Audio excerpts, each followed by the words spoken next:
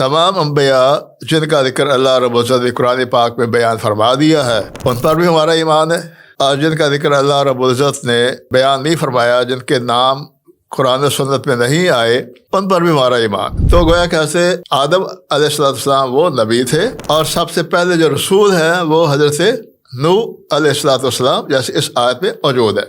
ابھی اللہ رب العزت نے حضرت آدم کی مٹی گیلی کی تھی، گود رکھی تھی، چھوڑی ہوئی تھی، اس وقت سے اللہ رب العزت نے میرے بارے میں لکھ دیا ہے کہ میرے بعد کوئی نبی نہیں آئے گا۔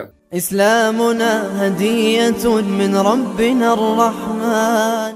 اعوذ باللہ من الشیطان الرجیم، بسم اللہ الرحمن الرحیم۔ آج کی ہماری گفتگو کا موضوع ہے الایمان بالرسل۔ پہلا الایمان باللہ، دوسرا پھر آج کا جو درس ہے الایمان بالرسل، انبیاء اور رسولوں پر ایمان۔ اللہ رب العزت نے قرآن پاک میں بے شمار مقامات پر انبیاء کی بعثت کا ذکر فرمایا ہے۔ فرمایا کہ اعوذ باللہ من الشیطان الرجیم وَلَقَدْ بَعَثْنَا فِي كُلِّ أُمَّةٍ رَسُولًا أَنِ اعْبُدُوا اللَّهَ وَاجْتَنِبُوا الطَّاغُوتَ۔ بے شمار آیات ہے، تو اختصار کے ساتھ، اور یہ واضح ہر بھائی کو معلوم ہے، مسلمان بھائی کو، کہ انبیاء کی بعثت کا جو سلسلہ ہے اسلام میں، دین میں، وہ سب موجود ہے۔ اللہ رب العزت نے انبیاء پر حجت قائم کرنے کے لیے انبیاء رسولوں کی بعثت فرمائی ہے۔ فرمایا کہ رسلا مبشرین و منذرین لئلا یکون للناس علی اللہ حجۃ بعد الرسل وکان اللہ عزیزا حکیما۔ اللہ رب العزت نے رسول بھیجے، خوشخبری سنانے والے، ڈرانے والے، تاکہ لوگوں پر حجت قائم ہو جائے، لوگوں کے پاس کوئی بہانہ نہ رہے اللہ کے خلاف کہ ہمیں دین یا دعوت اسلام کے نہیں پہنچی۔ ہمارا اس بات پر ایمان ہے کہ اللہ رب العزت نے انسانوں میں پیغمبر بھیجے، انتخاب فرمائے۔ جتنے بھی انبیاء آئے ہیں وہ انسانوں میں سے تھے، حضرت آدم سے لے کر ہمارے پیارے نبی صلی اللہ علیہ وسلم تک، اور ان کی طرف ہی اللہ رب العزت نے اپنی شریعت وحی کے ذریعے نازل فرمائی تھی، اور انہیں حکم دیا تھا کہ آگے لوگوں تک وحی کی تعلیمات پہنچائیں۔ روز قیامت انسان پر حجت قائم ہو جائے تو انبیاء کے ذریعے اللہ رب العزت نے واضح آیات، بینات اور معجزات جو ہے انبیاء کو دیے، لوگوں کو قائل کرنے کے لیے اور سمجھانے کے لیے۔ تمام انبیاء اور رسولوں پر ایمان لانا یہ لازم ہے۔ وہ انبیاء جن کے نام قرآن و سنت میں آئے ہیں وہ بھی، اور جن کا ذکر قرآن و سنت میں نہیں ہوا وہ بھی، ان کا انکار کفر ہے۔ تمام انبیاء جن کا ذکر اللہ رب العزت نے قرآن پاک میں بیان فرما دیا ہے ان پر بھی ہمارا ایمان ہے، اور جن کا ذکر اللہ رب العزت نے بیان نہیں فرمایا، جن کے نام قرآن و سنت میں نہیں آئے، ان پر بھی ہمارا ایمان۔ دوسری بات یہ ہے کہ سب کے سب انبیاء بشر تھے، سب کے سب انبیاء اور رسول بشر تھے۔ عام طور پر ایک فرق بیان کیا جاتا ہے کہ نبی وہ ہوتا ہے، جو رسول وہ ہوتا ہے جو صاحب شریعت ہوتا ہے، یعنی صاحب کتاب ہوتا ہے، اور نبی جو ہوتا ہے وہ اسی رسول کی جو دعوت ہے اس کو آگے پہنچاتا ہے۔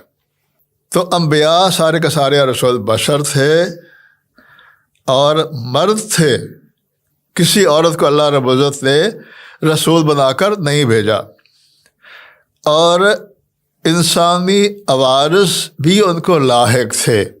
اس کا معنی یہ ہے یعنی ان کو بھوک بھی لگتی تھی، ان کو پیاس بھی لگتی تھی، وہ کھاتے بھی تھے، پیتے بھی تھے، بیماری بھی ہوتی تھی، تندرست بھی ہوتے تھے، ان کو نیند بھی آتی تھی، اونگ بھی آتی تھی، اور بیداری بھی، اور بھول جانا، اور بیوی کی خواہش، اولاد کی خواہش، زندگی کی خواہش، موت بھی آئی ان پر، آپ روتے بھی تھے، کوئی پریشانی ہوتی، مسکراتے بھی تھے، تو غم خوشی یہ ساری جو انسانی جبلت میں چیزیں موجود ہیں، بشر، وہ ساری کی ساری ان انبیاء کو لاحق تھیں۔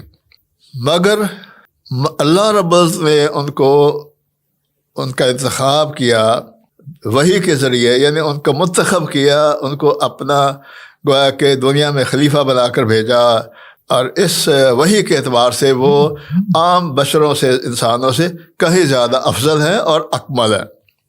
اللہ رب العزت نے بعض انبیاء کو بعض پر فضیلت بخشی ہے۔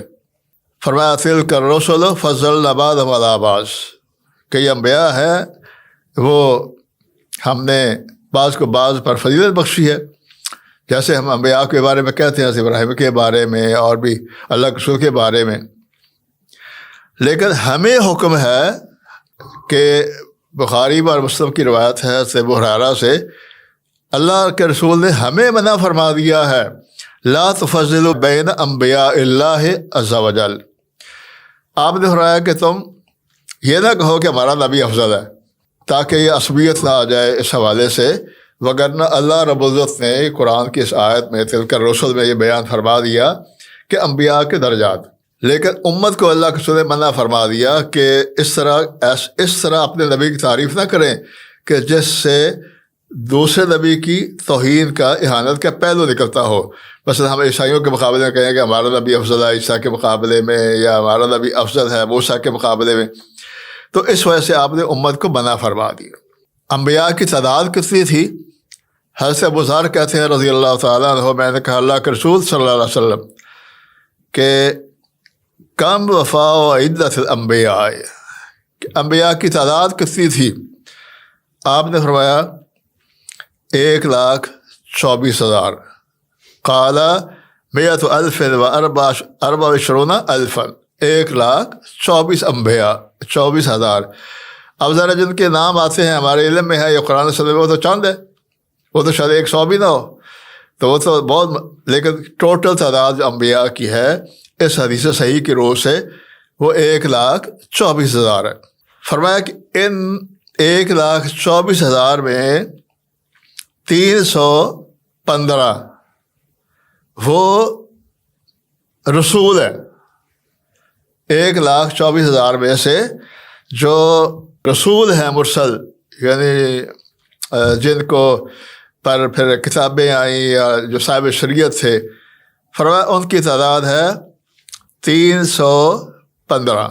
پہلے جو نبی تھے وہ تھے حضرت آدم علیہ السلام۔ وہ کہتے ہیں میں نے آپ سے کہا اللہ کا رسول ای الانبیاء کان اول، سب سے پہلے نبی کون تھے؟ تو آپ نے فرمایا کہ آدم علیہ السلام۔ اور ایک رات میں ہے کہ میں نے کہا اللہ کا رسول ونبی کان، حضرت آدم نبی تھے؟